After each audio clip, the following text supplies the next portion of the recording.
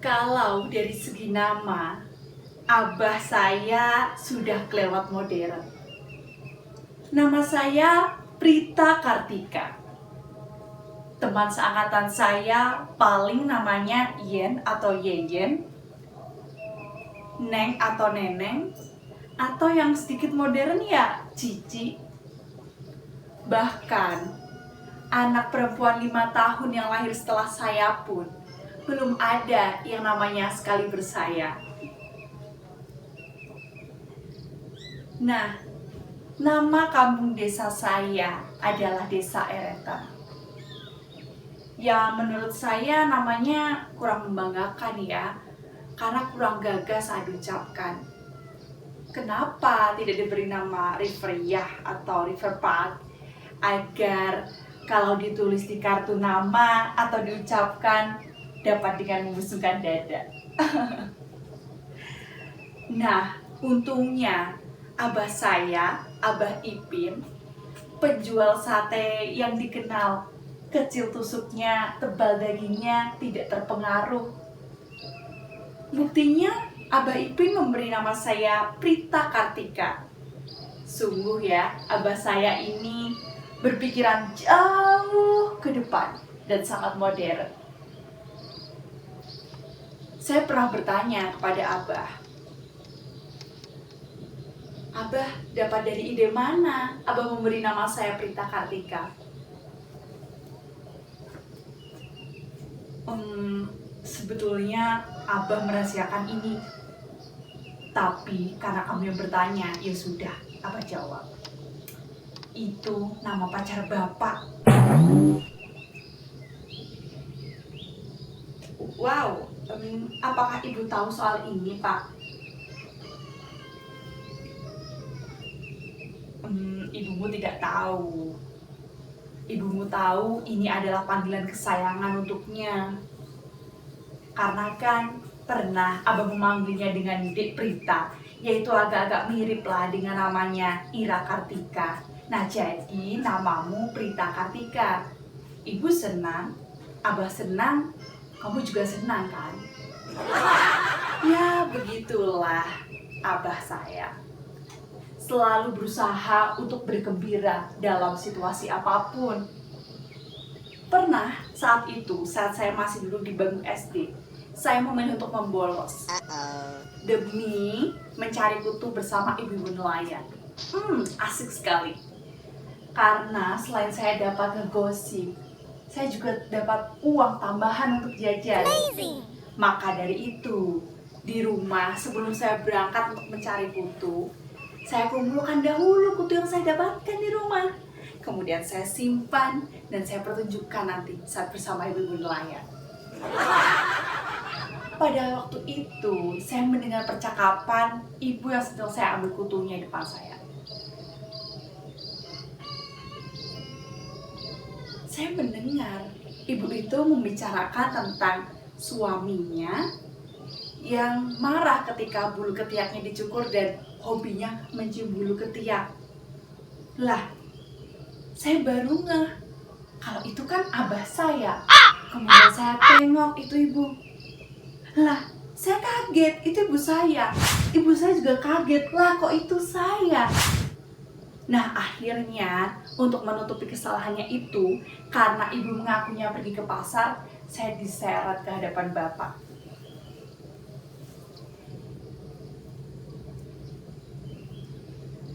"Abah, ini Prita sudah 2 kali membolos, terserah abah mau beri hukuman apa." "Prita, apa betul kamu membolos sudah 2 kali?" "Iya betul abah." "Prita, tolong camkan ini dengan baik-baik. Dengarkan kata abah dengan lekat-lekat. Kamu sudah 2 kali membolos sekolah.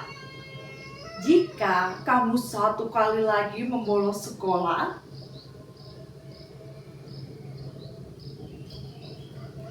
jika 1 kali lagi apa, Bah? Cepat. Jika 1 kali lagi ya namanya jadi 3 kali. Ya, begitulah Abah saya. Dalam keadaan apapun, Abah tetap memilih untuk bergembira dan bahagia. Pernah sewaktu-waktu juga, itu adalah hari yang sangat menyedihkan untuk ibu.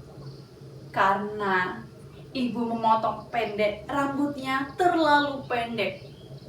Awalnya niat ibu itu mau potong rambut seperti artis Marilyn Monroe atau mungkin penyanyi dangdut yang masih muda begitu. Tapi karena terlalu pendek, kelewat pendek, ibu tampak seperti wanita TNI mau pendidikan.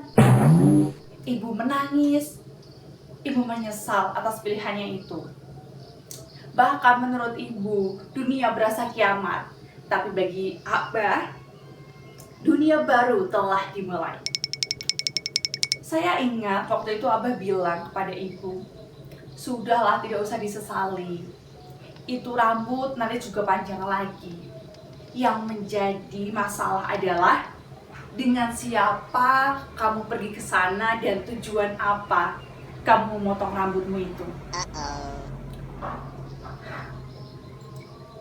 Kata-katanya bersayap. Saya jadi berpikir, iya juga ya. Dan ternyata ayah sudah tahu kalau ibu pergi ke sana bersama pembantu berjualan sate yang kerjaannya itu menusuki daging sate.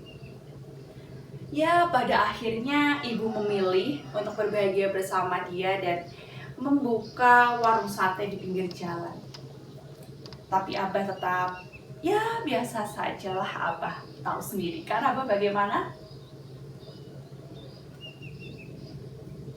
Begitulah saya, Prita Kartika, anak penjual sate yang dibesarkan dalam tata nilai ini. Dalam tata nilai yang harus terus bermimpi dan jangan menyerah.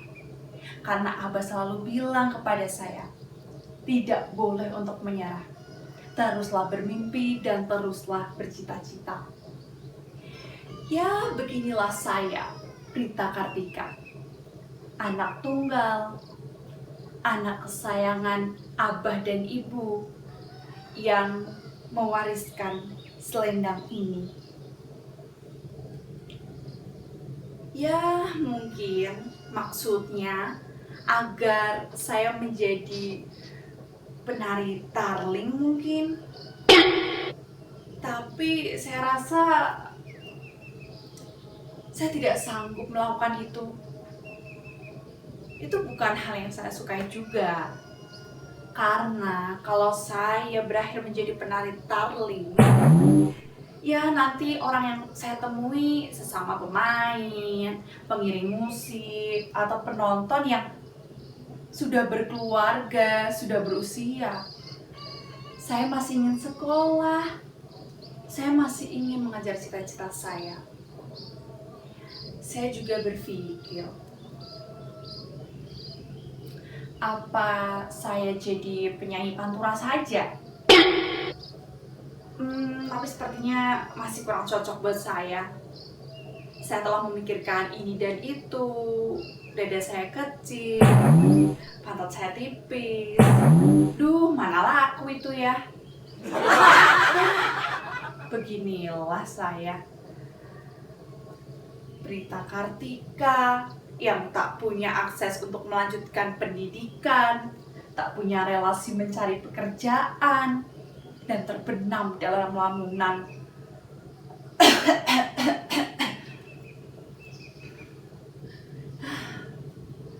Tapi ya, saya tahu kalau hidup ini terus harus dijalani. Dan masalah hadir satu demi satu di hidup saya semenjak saya akan dewasa ini.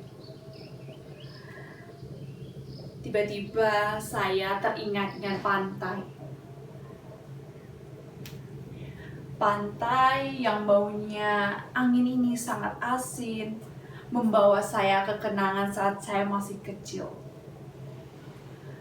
Ya, waktu saya kecil, saya mencari udang atau rebon kecil sebagai bahan untuk terasi. Nah, di pinggir pantai inilah saya juga bertemu dengan seseorang. Saya bertemu dengan Kang Jum.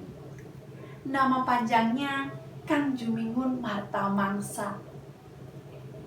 Dia adalah lelaki yang baik, ramah, sopan, dan pekerja keras. Wah, kalau dipikir-pikir itu tipe saya banget ya.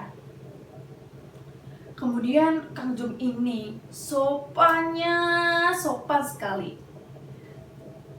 Dia sangat sopan hingga Abah menyukai. Abah sampai berkata, "Saya kira anak seperti ini sudah punah." Saya merasa itu adalah pemberian terbaik bagi saya. Saya senang sekali dapat mengenal Kang Jum dan dapat menjalin hubungan dengan Kang Jum. Saya sudah membayangkan bagaimana jika nanti saya dinikahi olehnya. Nah, Kang Jum ini saudaranya ada 9. Banyak sekali. Dan Kang Jum adalah definisi dari tulang punggung sebenar-benarnya. Amazing! Karena Kang Jumlah sendiri yang bekerja. Ayahnya masih ada ya, tapi kadang pulang kadang tidak. Makanya dia harus membantu ibunya untuk membiayai adik-adik yang masih sekolah karena belum pada mandiri. Nah, karena kondisi itulah akhirnya saya memilih untuk mundur teratur. Saya tidak mau saya menjadi penghalang keluarga bagi Kang Jum. Kalau nanti saya sudah bersama Kang Jum dan menikah, maka nanti sebagian besar perhatian dan hartanya akan menjadi saya. Dan ya, nanti saya menjadi penghalang keluarga Kang Jum. Saya berpikir kalau Kang Jum haruslah tetap menjadi pahlawan keluarga. Kemudian akhirnya kami berpisah baik-baik. Dengan berurai air mata, kami berpisah dengan baik-baik. Baik-baik sekali. Kang Jum berkata kepada saya, "Prita, kekasihku, aku tidak pernah menemui wanita yang sepertimu. Mungkin kamu adalah wanita yang pernah kutemui yang paling spesial dan istimewa. Prita, biarkanlah aku memilih untuk membujang sampai nanti adik-adikku dapat mandiri atau ayahku insya Allah." Ya, begitulah kami berpisah. Dan ya sudah, bagaimana lagi? Saya tetap mengingat Kang Jum sebagai kekasih yang pernah mengisi hati saya. Kekasih yang luar biasa di benak saya. Nah, kemudian setelah itu saya juga bertemu dengan pelaut dengan pangkat terendah bernama Pela. Pela ini orangnya gagah. Saya rasa sih cukup tampan ya, dan dia juara menahan nafas dalam air. Tapi saya kurang tahu apakah itu suatu prestasi. Yang jelas Pela ini pemberani dan langsung mengajak menikah. Amazing! Ini dia yang Prita tunggu. Nah, bahkan pernah Pela ini dengan gagah bilang kepada Prita, "Prita, minggu depan saya ada tugas. Kalau Prita mau menikah, hari ini bisa." Betulan sangat pemberani. Dan ya, saya bilang ya untuk dinikahi.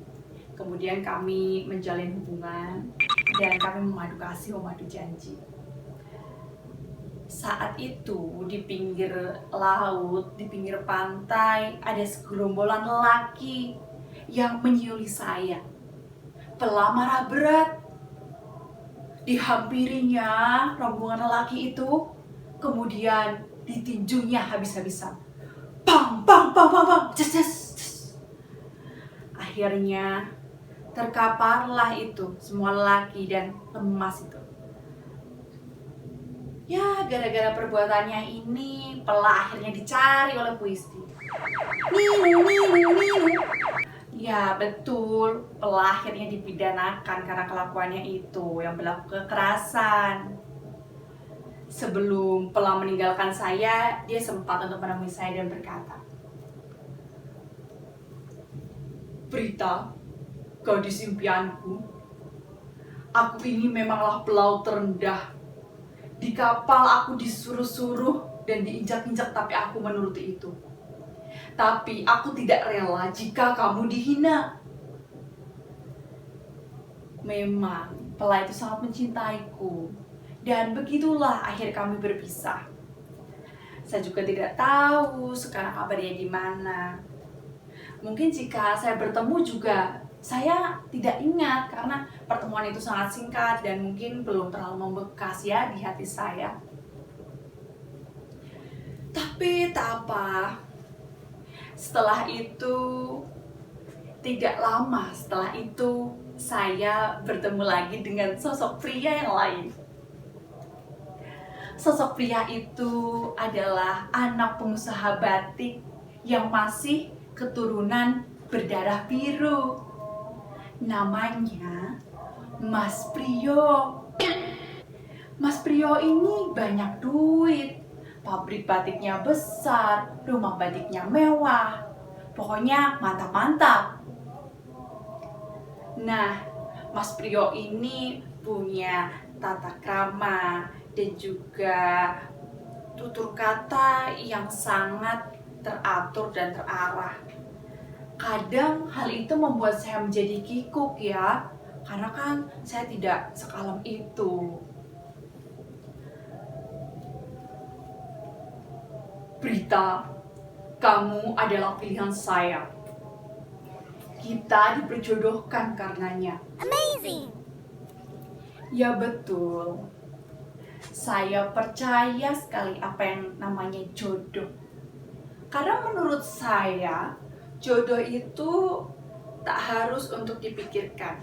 Ya, langsung saja dijalani karena itu sudah surapan takdir. Nah, keluarga Mas Priyo pun sangat menyambut baik kehadiran saya, betul-betul baik. Meskipun keluarganya penuh unggah-ungguh, tata krama, banyak aturan, dan segala ubur rampai itu diatur. Tapi ya, saya punya kuasa apa untuk menolaknya? Tak ada alasan juga. Dan ya kami menyepakati itu. Semua pun berjalan baik, berjalan dengan baik. Saya diperlakukan sebaik-baiknya oleh keluarga Mas Priyo. Berasa sudah seperti istri. Tapi sampai suatu waktu saya menemui calon suami saya. Saya menemui Mas Priyo. Mas Priyo yang sangat lelaki atau sangat lelaki banget itu. Mas Priyo sedang bercinta dengan buruh pabriknya yang sesama lelaki juga. Saya merasa terpukul. Saya gemetar. Saya bingung kenapa ini harus terjadi. Prita, begini saja nasibmu. Dan yang paling menyesalkan adalah saya yang disalahkan. Akhirnya saya langsung diusir dari rumah batik itu.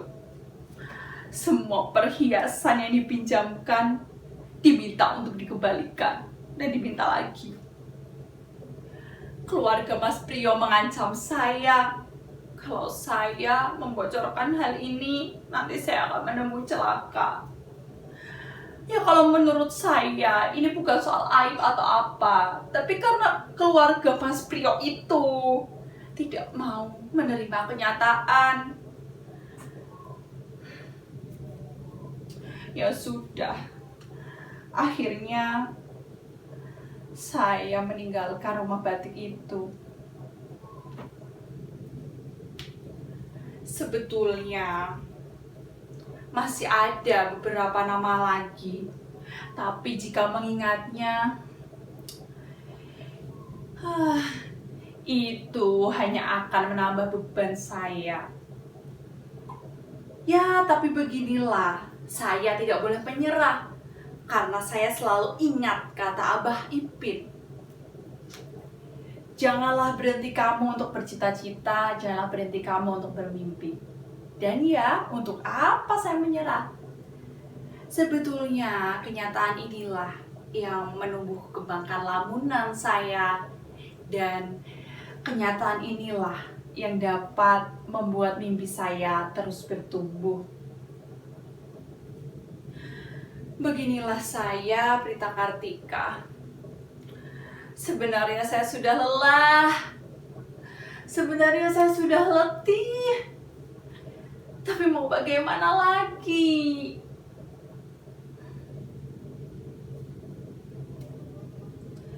Ya, saya tetap harus menjalani hidup ini.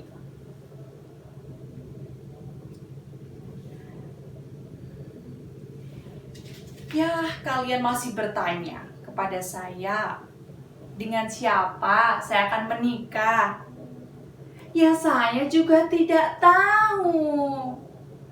Mungkin saja dengan sosok lelaki tampan dan mapan yang belum pernah saya temui. Ya, siapapun itu, saya selalu teringat kata-kata Abah. Prita, masalahnya bukan dengan siapa kamu menikah.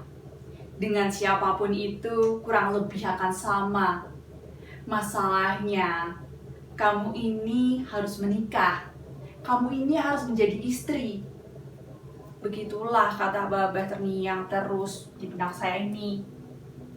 Ya, beginilah saya, Prita Kartika, seperti perempuan lain di negeri ini. Yang kalau tidak menikah tidak dianggap, yang kalau tidak menjadi istri tak pernah dianggap.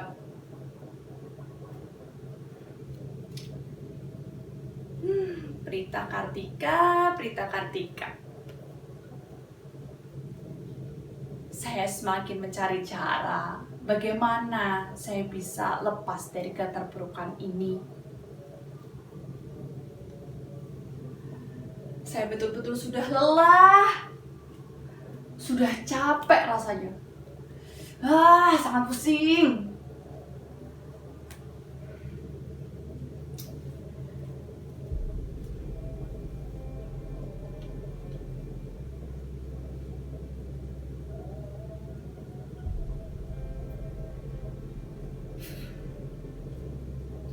Baiklah, saya sudah memutuskan. Hari ini, siapapun yang akan saya temui dan mau, maka dialah yang akan menjadi suami saya.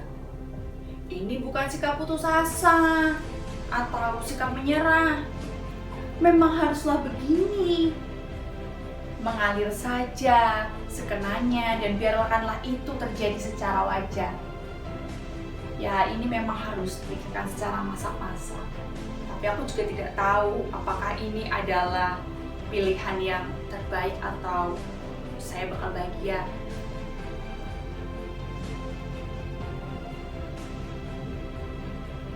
Ya, saya berharap inilah yang sudah terbaik.